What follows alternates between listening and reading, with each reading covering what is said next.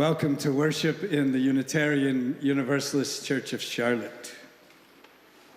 At times here, we take on the biggest struggles in life, great and overwhelming injustices, the profound pain that is rending our nation, or the planetary peril that is threatening our globe.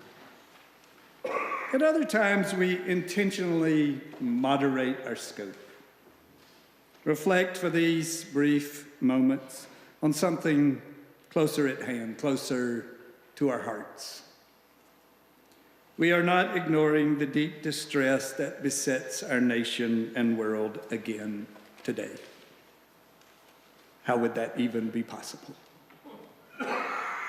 Well, we turn our attention to something a bit more common, and for all of its capacity to irritate us, a bit less debilitatingly devastating. Today is simply, though it's never very simple, it's simply about disappointment. Disappointment, not crushing defeat, not disorienting crisis, just disappointment. A completely common experience that can so easily and readily impinge upon our lives, dampening our spirit, tempering our joy, constricting our sense of freedom. Today is meant to be a bit gentle. As we prepare to sing, offer someone around you a warm and gentle welcome.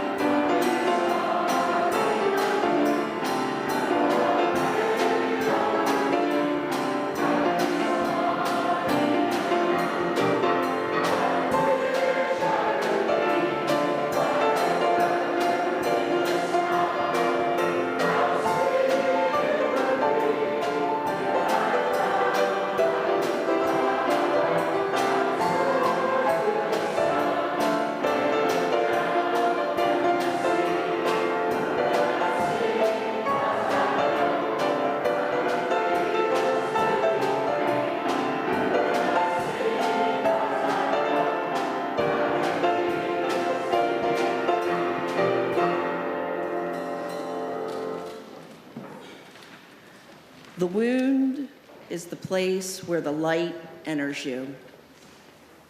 Rumi. All people have moments of disappointment. The quest today is how can we bring ourselves back into balance so we can live a life full of light and possibility.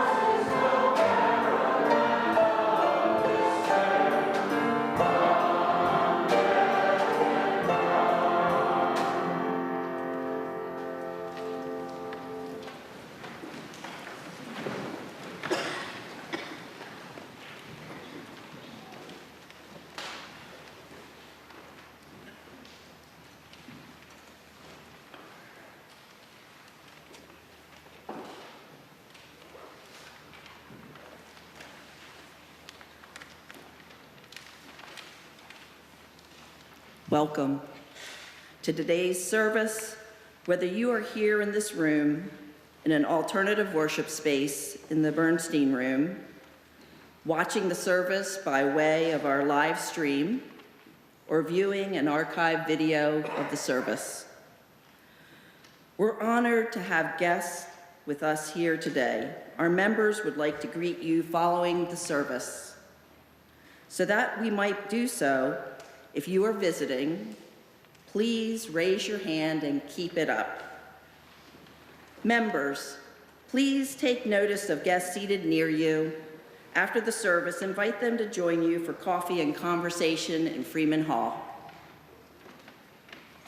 Should it enhance your experience of future services, you can find both a large print order of service and a personal hearing assistance device on the table at the entrance of the sanctuary. If you'd like to learn more about us, please fill out a yellow card and place your completed card in an offering basket when they are passed later in the service. Members with a life event to share can do so on the reverse side of the card. You'll find them along with offering envelopes on the clipboards at the end of the row. Please begin passing them down your row now. Some returning visitors may be interested in hearing about how to become a member. If so, talk with your membership coordinator, Kelly Green. Her contact information is in the back of our order. Again, to each of you, welcome. Our first reading by Sarah Deason. Look, he said, the point is, there's no way to be 100% sure about anyone or anything. So you're left with a choice. Either hope for the best or just expect the worst. If you expect the worst, you're never disappointed, I pointed out. Yeah, but who wants to live like that?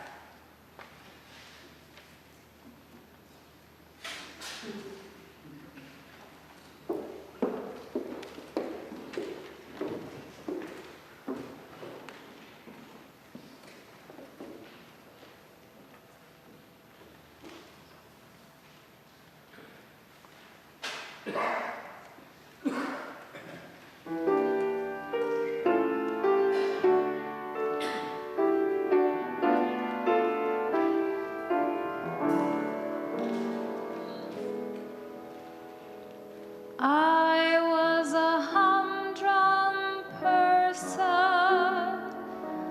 leading my life.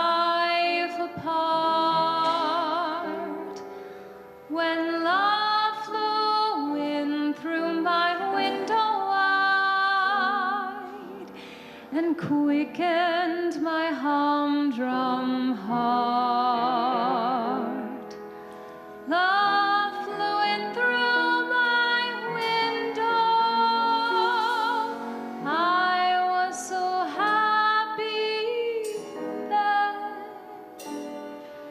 But after love had stayed a little while, love flew out again. What is this thing called love? This funny thing called love. Just who can solve its mysteries? Why should I make a fool of me? I saw you there one wonderful day. You took my heart and threw it away. That's why I ask the Lord in heaven above, what is this thing called love?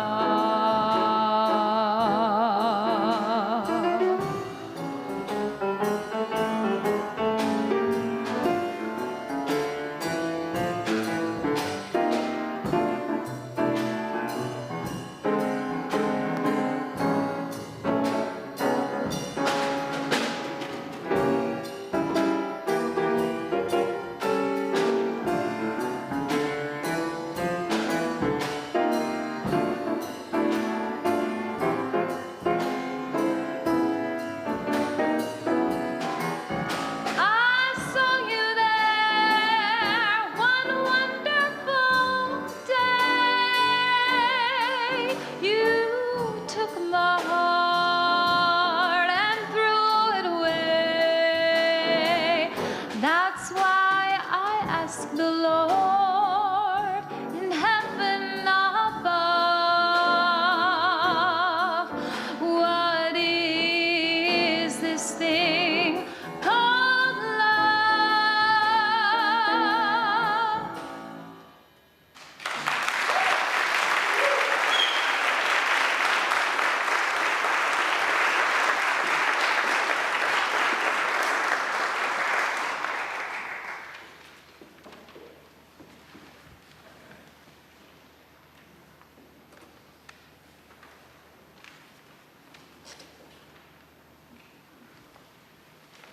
The 20th century, early 21st century New York-based poet Paul Violi was known for his accessibility and his wit qualities, I think you will find in this poem entitled Appeal to the Grammarians.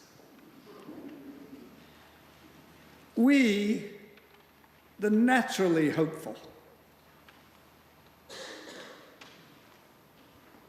we, the naturally hopeful, need a simple sign for the myriad ways we're capsized.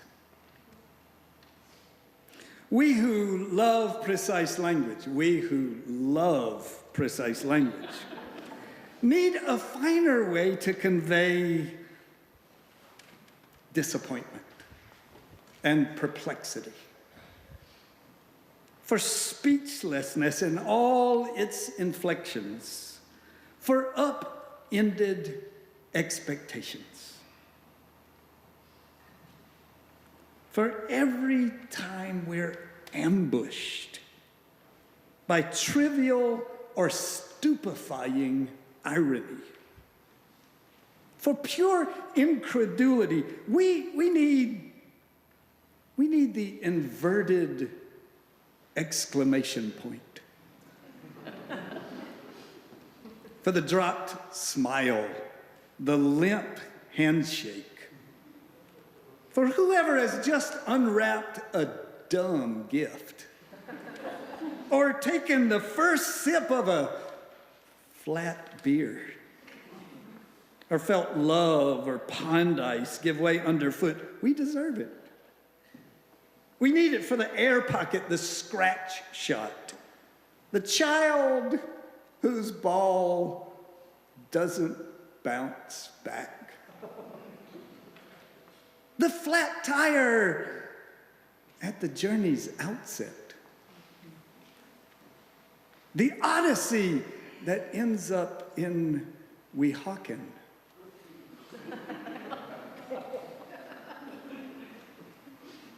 But mainly because I need it here and now as I sit outside the Cafe Reggio, staring at my espresso and cannoli, after this middle-aged couple came strolling by, and he suddenly veered and sneezed all over my table.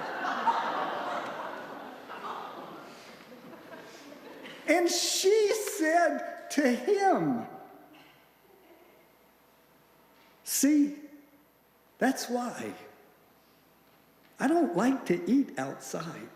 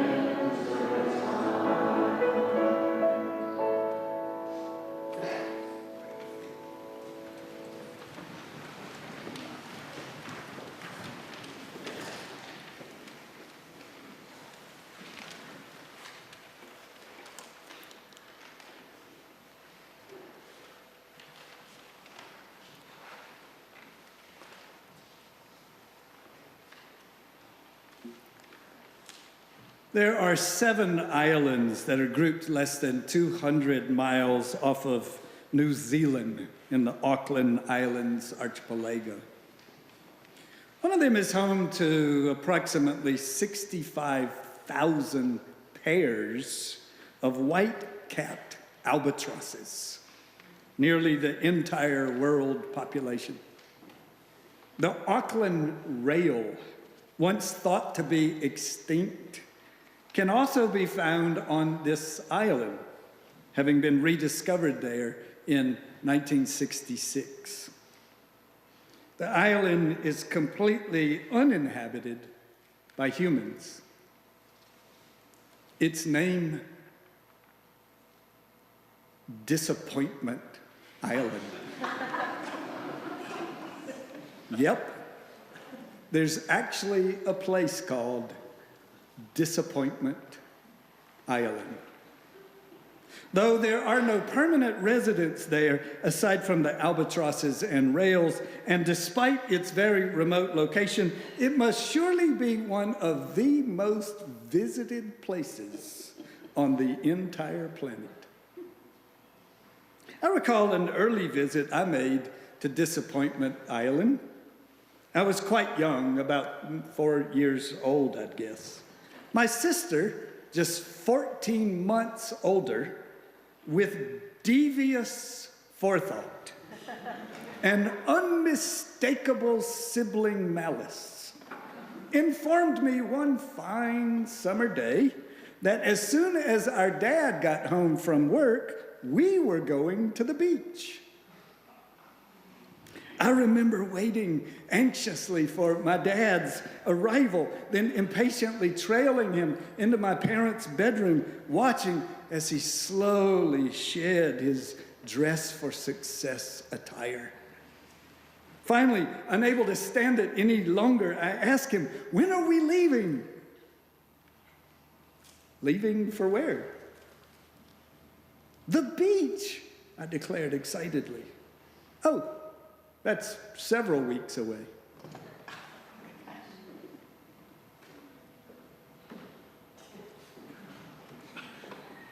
And with those sad, sad words, instead of setting off for the South Carolina coast, I embarked on a sojourn to Disappointment Island.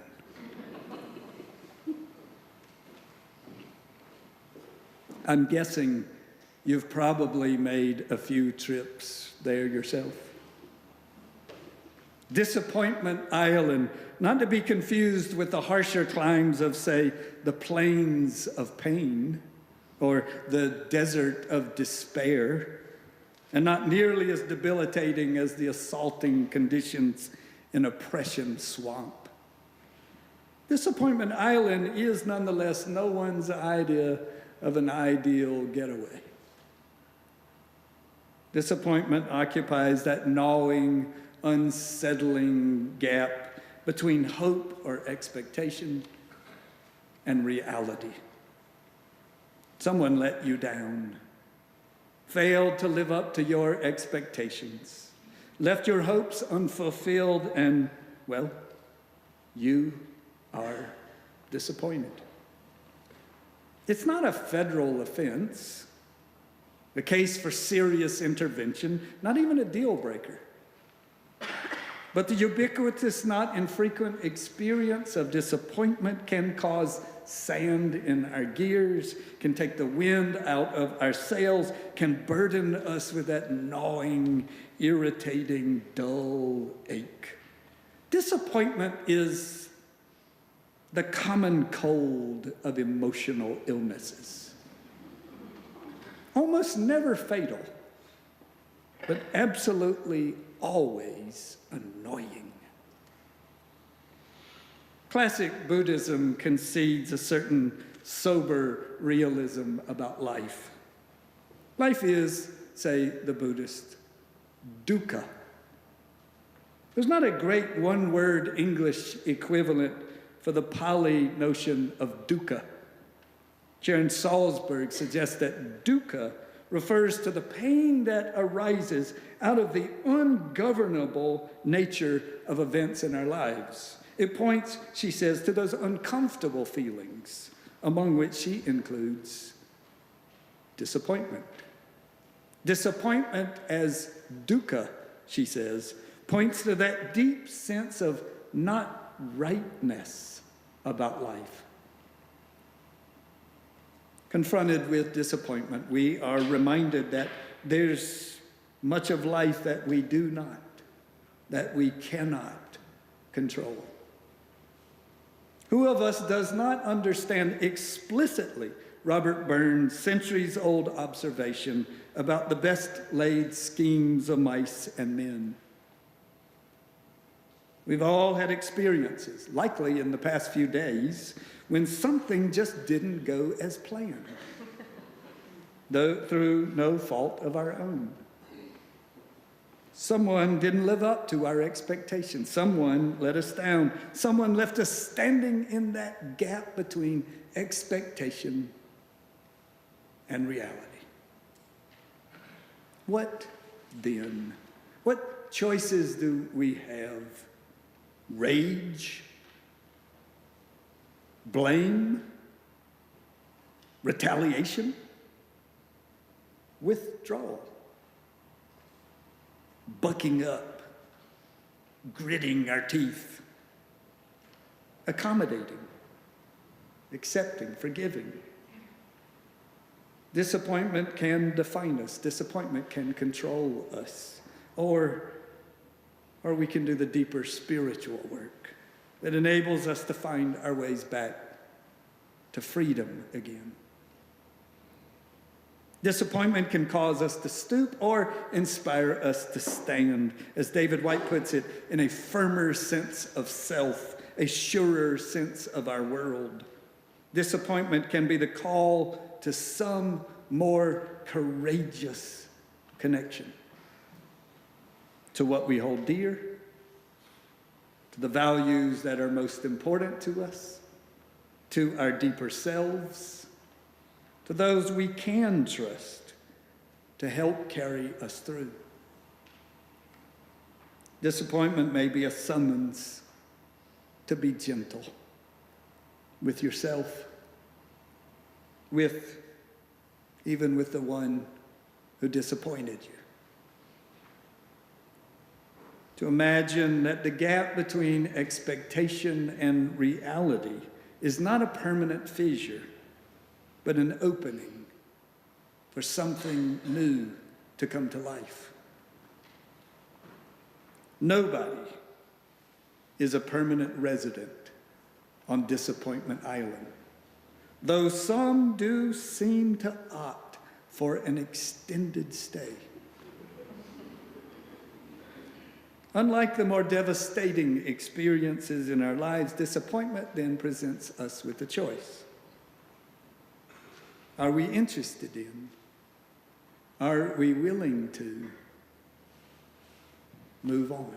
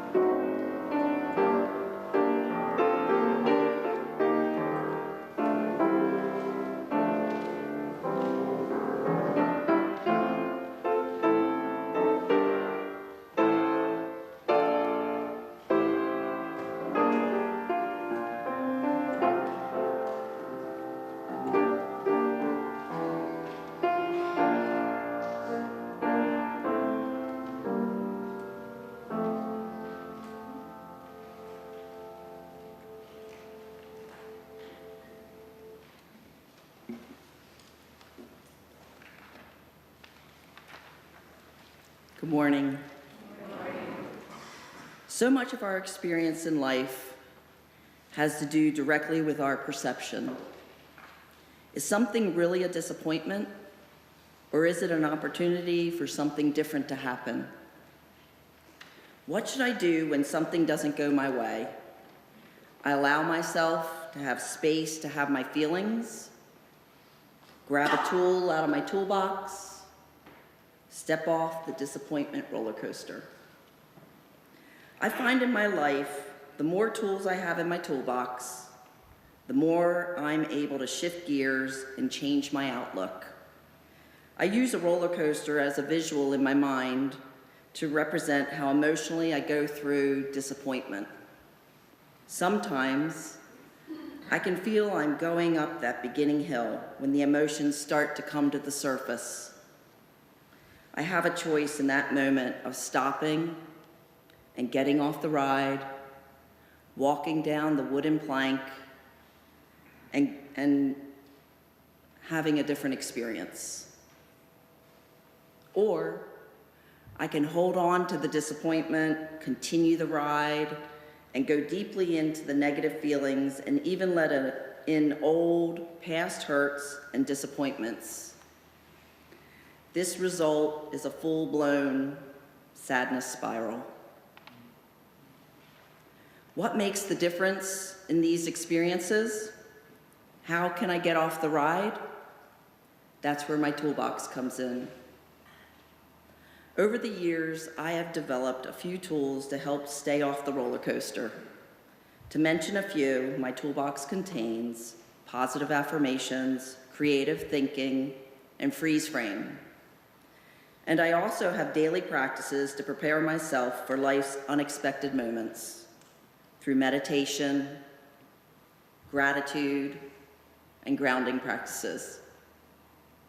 Recently, I was supposed to go to Asheville with a friend, and at the last minute, she had to cancel due to her sick cat. I completely understood, but I was still disappointed. I was feeling down. But then I started feeling guilty because I was disappointed. So I decided I needed to give myself some space to have those feelings. I allowed myself to sit for a moment, breathe deeply, and feel what I was feeling. And it was so helpful. So often in our culture, we want to rush past this stage and act as if everything is okay. But those feelings are still inside. So I took a moment and I just allowed the feelings to wash over me. Then I reached into my toolbox and I found freeze frame, the simple activity to breathe into my heart for 10 seconds, and then bring in a really happy, positive memory. I re-experience it. I let it permeate me. Then I ask my heart, what is a more efficient response to disappointment that reduces stress moving forward? Next, I pulled out my tool to create space for creativity. Sometimes I can get so caught up in my expectations of what I thought would happen that when it falls apart, I automatically go into a spiral of disappointment. There are those who say that expectation is premeditated resentment or disappointment. So with unmet expectations, I need to be flexible and take time to allow for a creative solution to present itself. Now that I had an open weekend, what was I going to do with my newfound time?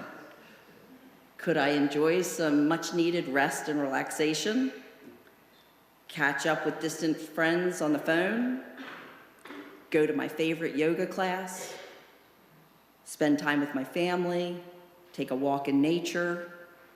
And go to the Sunday service at the UUCC? Gradually, I shifted my frame of mind. I was looking forward to this new and different weekend. It was not what I originally planned, but in the end, it was filled with unexpected beauty and gratitude. Gratitude is one of my favorite and oldest tools. And the more I practice that on a daily basis, the more I stay in a framework of gratitude and the less I engage in the energy of disappointment. So no matter how tired I am at the end of the day, I write down 5 things that I'm grateful for. This shifts my perspective. I am actually proactively looking throughout the day to find out, what will I write tonight? What am I grateful for? As I move along in the day and have different interactions with people, I often ask myself, oh, is that something that I'll write in my gratitude journal tonight? You can see in all these tools, I focus on being able to be in the present moment and accept what's happening, and then I move forward in the most joyful and positive way I can. But what about those daily disappointments? For those, I have my daily practices, which include positive affirmations. All is well. Everything is working out for my highest good. Out of this situation, only good will come. I am safe. This is an affirmation that Louise Hay shared 21 years ago at a women's empowering seminar in Atlanta, Georgia. She just had turned 70. She thought, I am off the coaster. I am gonna just glide through life now. And she said no, she was doing some of the hardest work she had ever done. And that bore this affirmation that she shared with us. I find affirmations incredibly helpful. When I'm dealing with a difficult situation, feel overwhelmed, I stop, say these words over and over for 5 minutes. Usually this gives me a break from the loop in my head and creates a little space which affords me the ability to shift and come up with a solution. As I step out the door on my way to work, I take a moment to ground myself.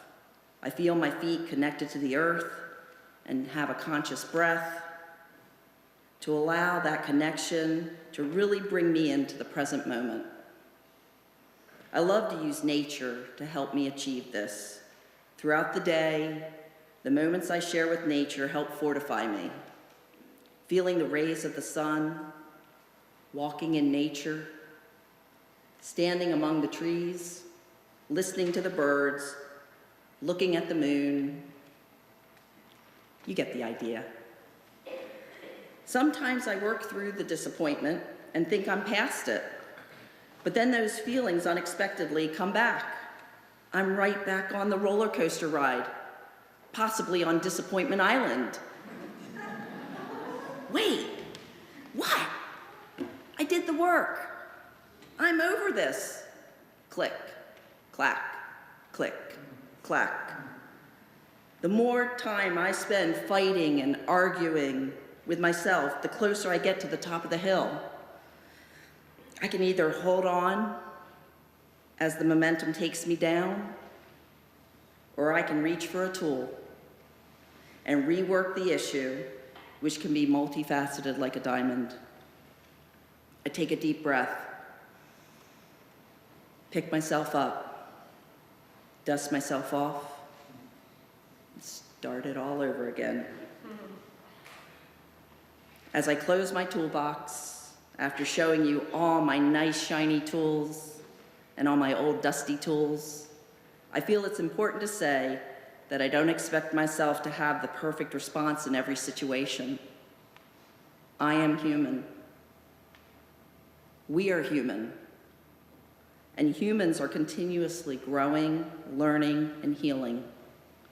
I believe that because you're here today in this fellowship, that you are mindful and looking for ways to increase your frequency or your heart vibration, or to be more at peace in your life.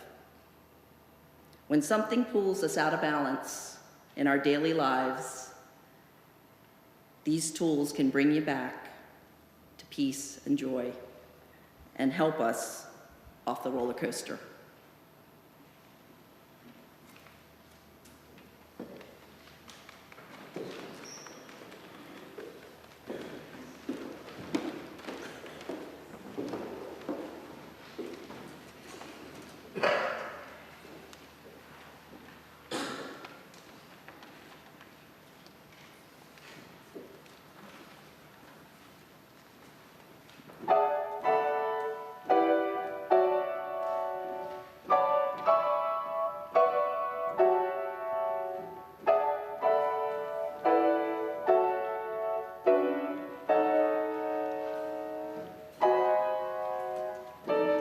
Nothing's impossible, I have found. For when my chin is on the ground, I pick myself up, dust myself off, and start all over again.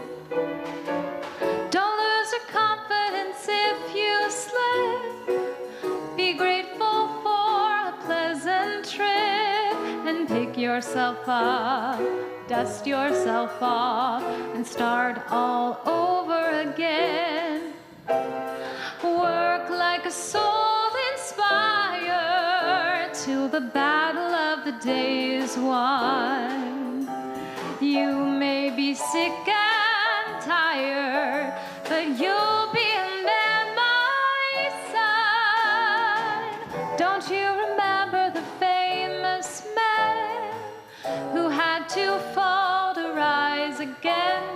They picked themselves up, dust themselves off, and started all over again.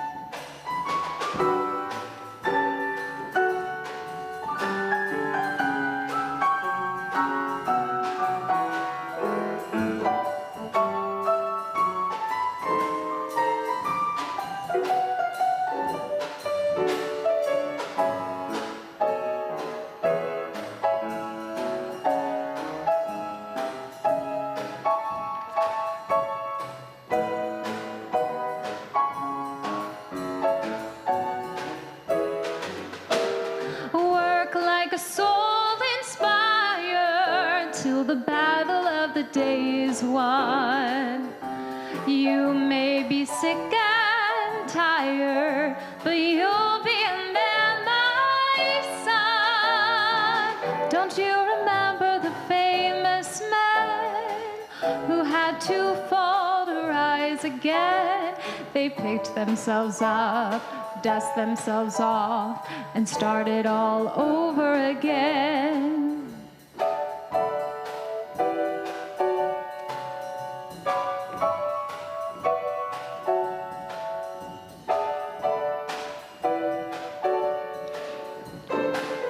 Started all over again.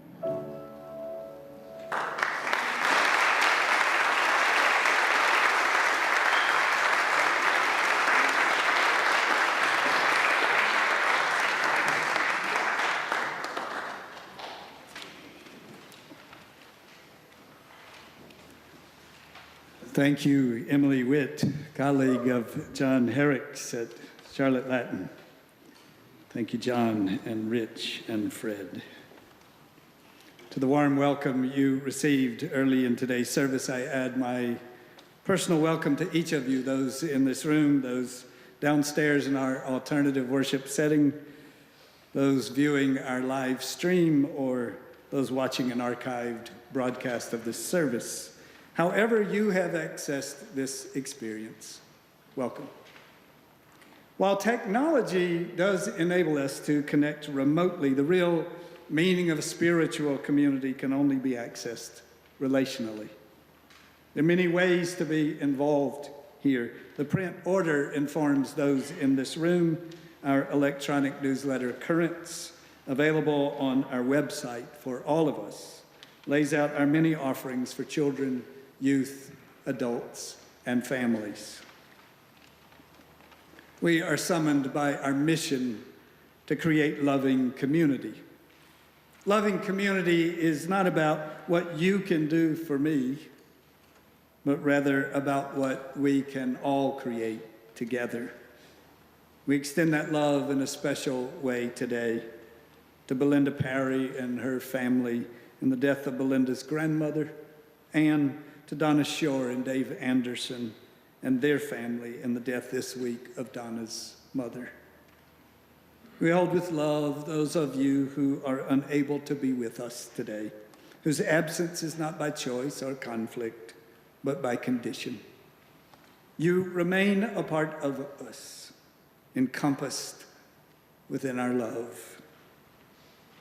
Today marks some special occasion of celebration, of concern, or of remembrance. You're invited to come forward, visitor, member alike. to light a candle during the passing of our offering baskets. Despite the choice to pivot to a more modest personal topic today, we do not leave the experiences of this past week behind in entering this space. We could not be true to who we claim to be while ignoring the pain, heartbreak, trauma, upheaval, and the rage that many here are feeling. Our nation, long on promise, lofty of ideal, has yet again capitulated on those promises and constricted those ideals. Such decency as has been maintained in certain quarters has devolved into derision, while the brutality and targeting always present elsewhere continues, often unnoticed, rarely addressed. Who are we as a people? Who will we be? How might we find our way to some more hope-filled future? In recent years, we as a congregation have made our choices. We have committed to a long-term vision, one that imagines that only through true transformation will we ever begin to be a just and equitable nation. We admitted that this is long, slow, hard work, an effort that challenges all of us to consider our own need for transformation as well. It may be easy now to imagine rage will fuel some rapid change that could take place just weeks from now. My truest faith is not in such prospects, aware as I increasingly am of our real history. I'm drawn again to the prophet Howard Zinn, who urged us to look not to places of power, but to the people, and who found hope not in political institutions of any kind, but in people rising up together to insist on the change that only then seems to take place. So what can we do? The answers that we here offer are not dramatic, and they offer almost no prospect for catharsis. We can continue listening and learning. Specifically, we can show up here tomorrow night when members of our larger community will gift us with stories of immigrants and refugees. We can invest in a long-term approach, one that is not distracted or dissuaded by even the most dramatic of setbacks. We are, as we say explicitly, we are challenged by our liberating faith, and answering that call means more than frequent Facebook posts and occasional votes.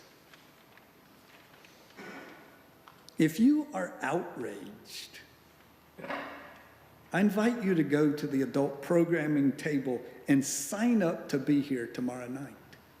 If you are outraged, that won't fix a single thing this week. It will be an investment in a world transformed, one long day, one difficult night at a time. if you're outraged, pay closer attention in the coming weeks to the many ways that we are embodying our vision and our commitment to long-term transformation. If you are outraged, then prepare for the work that is now being identified by our new environmental and racial justice engagement groups.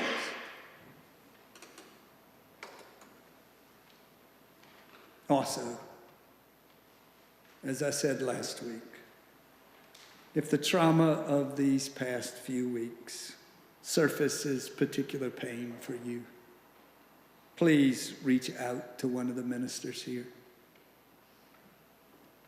To be sure, our eyes are set on distant transformation, but our hearts are available now to hold your pain. I invite us to the time of meditation and aspiration.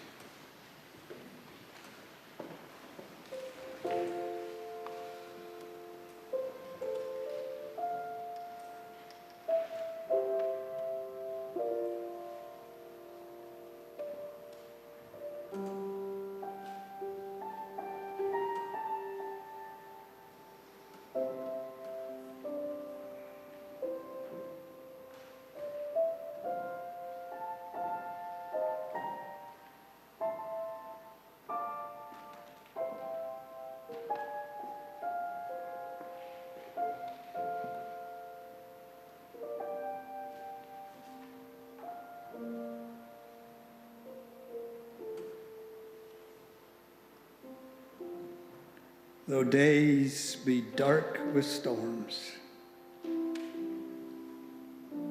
and burdens weigh our hearts, though troubles wait at every turn, we know we can go on.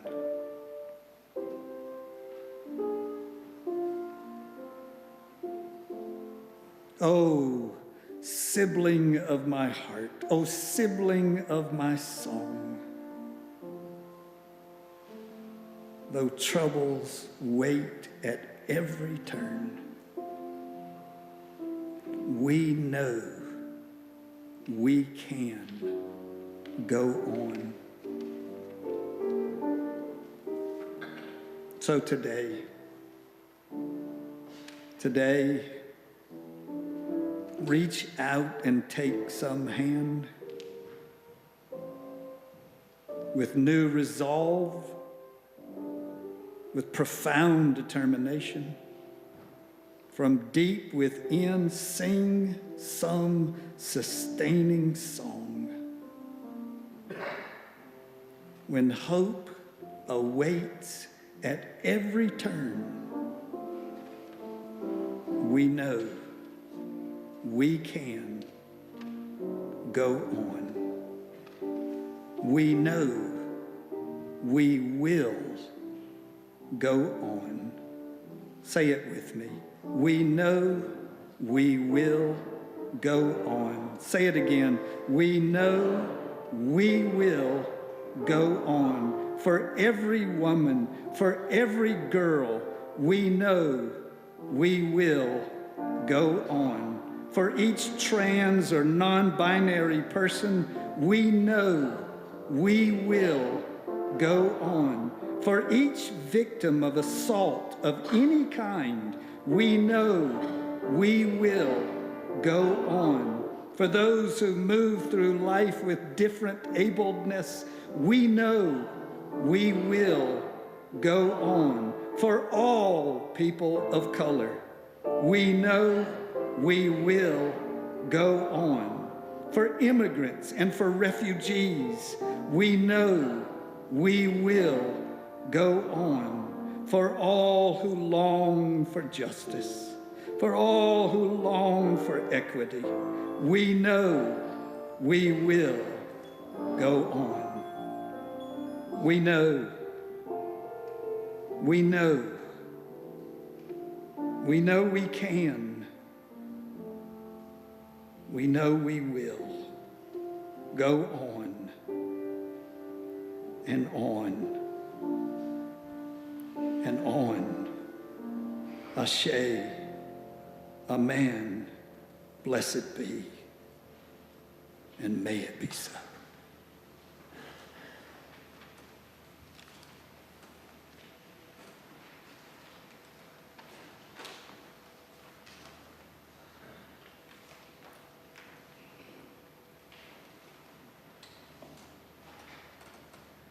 As you generously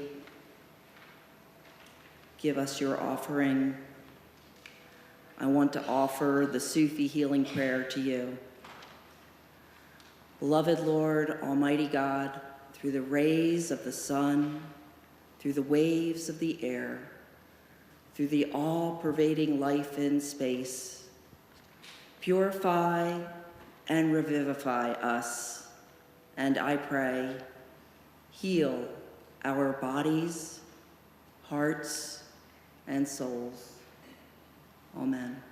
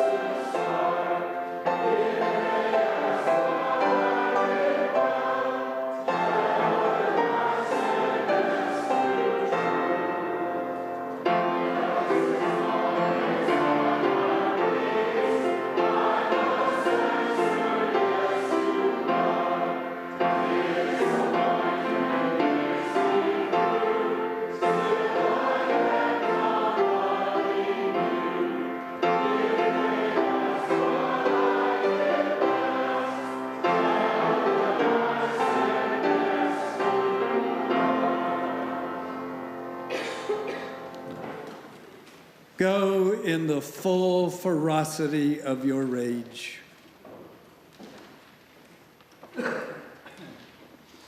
Go also with gentle hearts.